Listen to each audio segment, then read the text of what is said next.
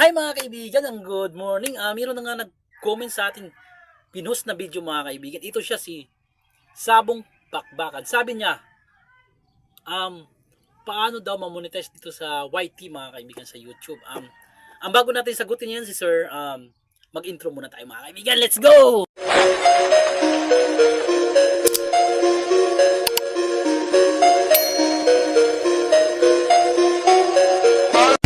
Okay, balik na nga tayo dun sa katanungan ni Sir.